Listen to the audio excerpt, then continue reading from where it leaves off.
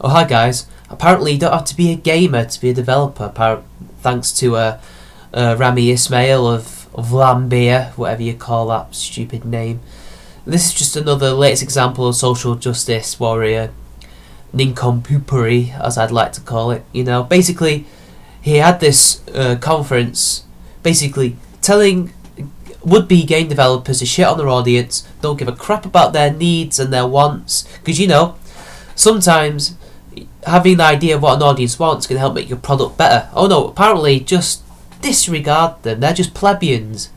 You're the artist, you're the boss. Do whatever you want. Then the customer's not always right, but you're not always right either, but you are actually right. And I've labelled this the Ismail paradox.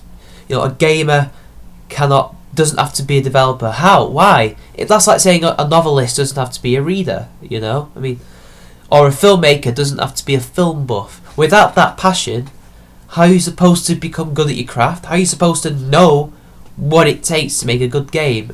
He points towards the profit margins of his company as if that shows that his business skills and what he does to sell his games works. Well, so what? Maybe you have that little bit of talent, that natural talent that helps you make a decent game. But for people like Tale of Tales and Phil Fish, who do not have that talent, who are just whiny arseholes, who are not gamers making games, they tank or disappear and become DJs. Okay? A blatant disregard and hostility and disrespect and complete hatred of your audience usually leaves you being shit-canned and thrown to the wolves and broke. That is why 99% of your compatriots are now joining the ranks of the unemployed, because they don't respect their audience, they have no talent. So what do? They fold.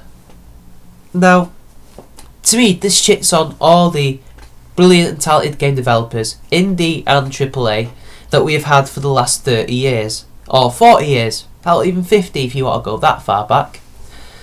The hard work and the passion that those people had for games is apparently no longer needed.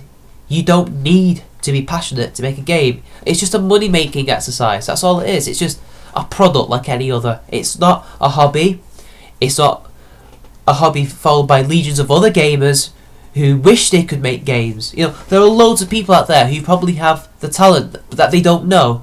Yet you are telling them that you need to be horrible to make their audience, in order to sell, and that you're in their place. You shouldn't even you shouldn't even be making games. And if you're not a gamer making games, or if you're telling other people to, and apparently make games for nice people, not gamers. Apparently gamers are not nice people. We're this horrible subgroup of subhumans.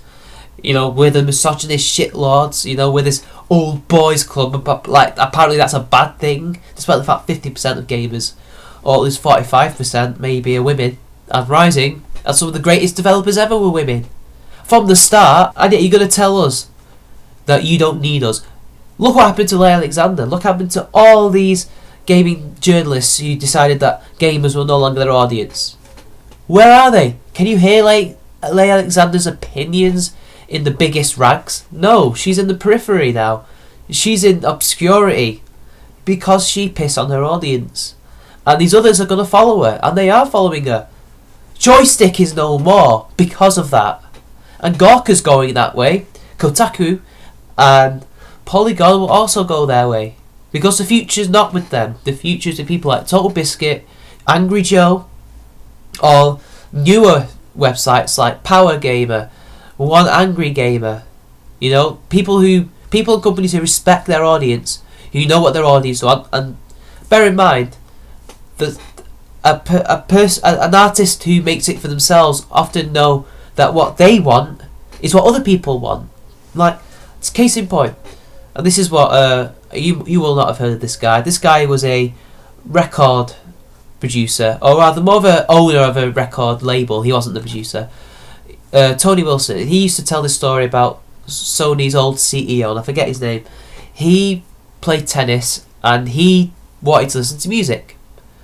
So what did he do? He created the Walkman because he wanted to listen to music on the go while he was playing tennis. It was a want that he wanted, that he knew other people wanted to, because what's better, you know? Listen to music in the car in your home, but once you get out of there you can't listen to the music. And bear in mind, it's much better than a boombox, you know? It's small, compact, fits in your pocket. He thought it'd be great for him, and by extension it's better for other people. That's how a successful businessman runs their company. And I think I'll leave you guys with these 3 excellent points on how to be a successful game developer and run a successful company by the recently departed Satoru Iwata. So, this has been Chamberman93. Like and share the video, subscribe to my channel, and I will leave you with Iwata to play us out.